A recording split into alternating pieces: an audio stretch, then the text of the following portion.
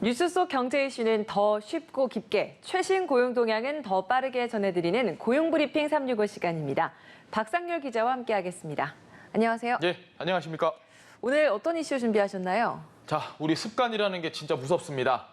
일상 회복 시작이 됐는데 저녁에 친구들 만나다가 한 9시쯤 되면 이제 집에 가야 되나? 한 10시쯤 되면 이거 이래도 되나? 그쵸, 그런 느낌 맞아요. 있잖아요. 극장 가서 팝콘 이거 먹어도 되나? 맞아요. 네, 요즘 이런 생각 드시는 분들 많을 겁니다. 본격적인 일상 회복은 시작이 됐는데 아직까지도 이전으로 돌아갈 준비 안 된 곳들이 있습니다. 은행. 제가 참 힘줘서 말하는 은행입니다. 왜일까요? 그러니까요. 이 코로나19 때문에 지난해부터 영업시간은 단축했잖아요. 네. 근데 거리두기가 해제된 이후에도 영업시간은 여전히 같더라고요. 맞습니다.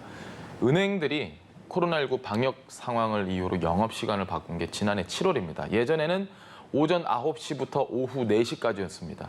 개점은 9시 30분, 폐점은 30분 단축해서 3시 30분으로 바뀌었습니다.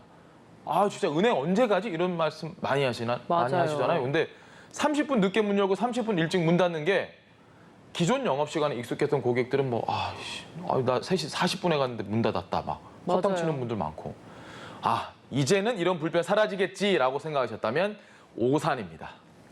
아니, 무인 점포가 늘어난다고는 하는데 그럼에도 불구하고 여전히 꼭 은행을 찾아서 상담받아야 되는 일이 생기는 경우 있잖아요. 맞습니다. 이런 경우에는 불편함이 더 큰 것 같아요.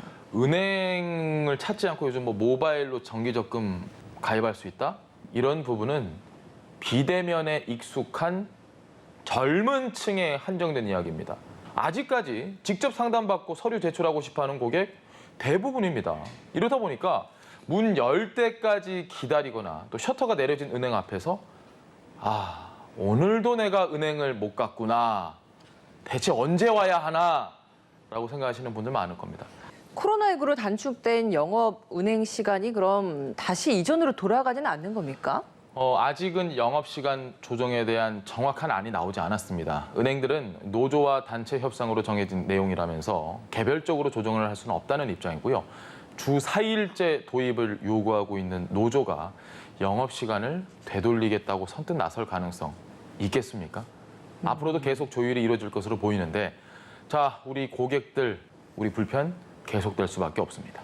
이렇다 보니까 은행들이 영업시간 단축을 유지한다고 하면 그렇지 않아도 이 점포를 줄이면서 생겨난 노인들 금융 소외 현상, 이거 더 심해지지 않을까라는 거, 지금 박상률 기자 말씀하신 것처럼 생겨날 수밖에 없는 문제거든요. 시중은행들이 수익성이 굉장히 나빠졌다라는 이유로 지점을 속속 폐쇄하고 또 디지털화의 속도를 내고 있는데 재작년과 작년 해마다 300개 넘는 점포들이 사라졌습니다. 그 과정에서 노인들의 금융 소외 현상이 커져서 이 노인들 은행에 꼬박꼬박 대출이자 내는 분들이에요. 이분들 불만 목소리 나오는데 영업시간이 단축이 됐다? 3시 반에 문을 닫는다? 이런 불만 더 커질 수밖에 없죠. 그래서 최근에 은행은 자구책으로 한 지붕 두 은행을 내놨습니다. 맞아요. 얼마 전에 그 은행이 처음으로 공동 점포를 열었어요. 이게 굉장히 네. 화제가 됐거든요. 네, 맞습니다. 하나은행과 우리은행이 지난 25일 국내 처음으로 선보인 공동점포 50평 규모의 영업 공간을 각 은행이 절반씩 나눠서 쓰는 겁니다. 하나의 문을 열고 들어가면 두 은행의 업무를 여기 갔다 저기 갔다 각각 볼 수 있는 건데 글쎄요, 굳이 두 은행 가시는 분들이 많지 않을 텐데. 그래도 은행들이 점포를 줄이면서 임대료의 비용 부담이 컸던 것만큼 이걸 한 점포에서 같이 운영을 하면 비용 면에서는 좀 확실히 줄어드는 게 있겠네요. 맞습니다. 은행 입장에서 보면 경쟁사였던 그 업체들끼리 이 한 지붕 두 은행을 들고 나온 이유, 비용이죠. 원래 이 자리에 같은 자리에 지난해 두 은행 모두 비용 절감을 이유로 그 지역 지점물이 닫혔습니다. 이때 은행 양측 모두 고객 불편 민원 급증할 수밖에 없죠.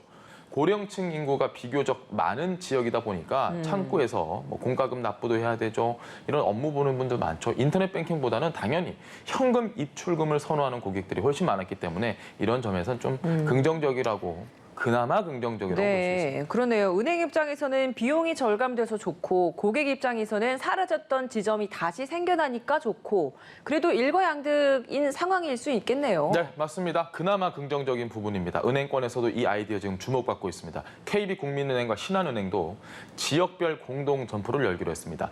영업점 수가 상대적으로 적은 KDB 산업은행은 전국의 하나은행 지점과 ATM 기기를 함께 이용할 수 있는 전략적 제휴를 맺었는데 그게 본질적인 방법이 아니라는 것 명심하시기 바랍니다. 네, 점점 더 소비자를 위한 방법들 찾아 나갔으면 좋겠습니다. 네. 한컷 이슈 어떤 소식 준비하셨습니까? 정상 출근되면서 싫어요 라고 하시는 분들 많을 겁니다. 부적응자들 생기고요. 아우 어색해. 저 사람 저 부장 내가 또 봐. 저 실장을 한 1년 안 봐서 좋아하는데 힘들어하시는 분들 굉장히 많았을 겁니다. 이런 직원들이 조금이라도 더 사무실에 와서 일하고 싶게 만든다는 기업들의 이색 아이디어가 눈길을 끌고 있습니다. 최근에 SK텔레콤 같은 경우 서울 신도림과 경기도 일산, 분당 등 모두 3곳에 거점 사무실 마련했습니다. 제가 여러 번 설명드렸죠. 거점 사무실. 사무실 근무 아직 답답하고 어색하다. 이런 분들 위해서 어디든 자유롭게 장소를 바꿔가며 오늘은 우리 부장 신도림으로 나온대 이러면 빨리 일산으로 도망가고 이렇게 할 수 있도록 한 겁니다.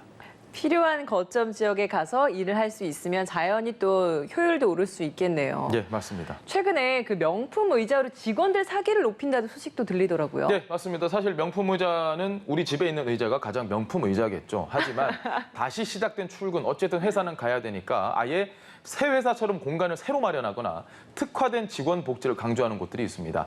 어떤 회사 같은 경우는 휴게실에 버금가는 넓은 자리 간격에 200만 원이 넘는 의자계의 샤넬, 명품 의자. 사실 10만 원짜리 우리 소파가 더 좋은데 어쨌든 이런 명품 의자도 곳곳에 비치를 해서 직원들의 만족도 어쩔 수 없이 내가 회사를 가면 그래 이런 의자라도 있으면 만족도 나쁘지 않겠죠. 지친 몸 치료하라고 부속 의원과 함께 운동 치료, 물리 치료 같은 직원 건강 시설을 상설 공간으로 마련한 곳도 등장을 했고요.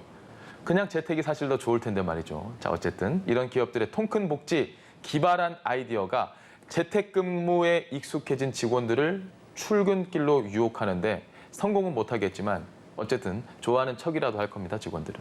그래요. 회사 입장에서도 그런 노력을 해준다는 걸 직원들도 충분히 알 수 있을 겁니다. 예. 네, 이른바 디지털 사각지대, 인터넷이나 스마트폰이 익숙하지 않거나 불편한 사람들을 위한 배려와 노력들이 이어지길 기대하겠습니다. 오늘도 박상률 기자와 함께했습니다. 고맙습니다. 네, 고맙습니다. 지금까지 고용브리핑 365였습니다.